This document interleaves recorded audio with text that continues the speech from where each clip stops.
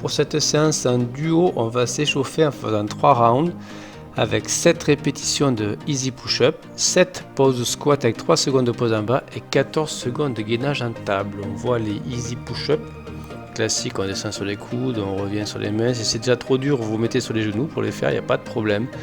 Ça, ce sont les pauses squat. On fait 3 secondes de pause en bas et on se redresse. Si possible, les mains touchent par terre. Quand on est en bas du squat, c'est pour chauffer les articulations des genoux.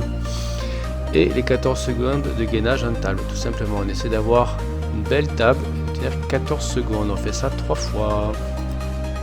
Le WOD est un fort time, ça veut dire qu'il faut le faire le plus vite possible. On a 75 burpees à faire pendant qu'un partenaire fait des burpees. Le deuxième est un handstand contre un mur, on verra les formes tout à l'heure. Ensuite, il y a 75 squats lestés avec un objet lourd à faire pendant que le partenaire fait les squats. Le deuxième est en chaise contre le mur. On voit le premier mouvement avec tous les niveaux de difficulté. Le plus dur, le handstand hold classique, on se met en piqué contre le mur pendant que le partenaire fait des burpees. Comme d'habitude, les rotations sont libres, c'est vous qui décidez de quand vous interchangez les rôles.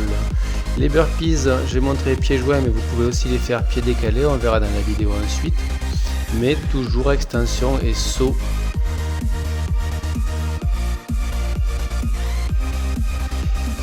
Niveau de handstand hold facing wall, cette fois on est face au mur. Selon le niveau de difficulté, vous pourrez être plus ou moins proche du mur, avec le nez en difficulté maximum qui pourra toucher le mur. Important, ne jamais cambrer. Je vais montrer sur la vidéo, on peut se rapprocher proche du mur, mais on ne cambre jamais le dos, on est toujours droit.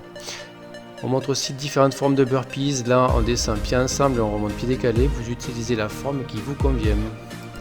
Dernier niveau de difficulté, le plank hold. Mais là, clairement, les épaules sont à l'avant des mains. C'est très important. On ne fait pas la planche classique avec les épaules à l'aplomb des mains. Elles sont en avant. Je montre encore différentes formes de burpees avec les pieds décalés à l'aller et au retour. Vous utilisez celle que vous voulez, mais le plank hold est important. Les épaules sont en avant des mains. Il y a 75 burpees à faire au total. Quand vous avez fini vos 75 burpees, on passe au second mouvement qui seront les squats et le wall chair.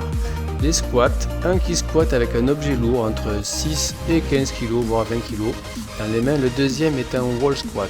Alors le niveau de difficulté sera généré par l'angle choisi et le poids de l'objet. Choisissez un objet plus lourd pour que ce soit plus dur, ou pour la chaise, un angle plus ou moins fermé pour que ce soit difficile, tout simplement. Si un des deux partenaires lâche l'objet par terre parce qu'il est épuisé, on part pour 400 mètres de run avant de poursuivre ces 75 squats. Quand tout est terminé, on regarde le chrono et on a fini. Bon entraînement!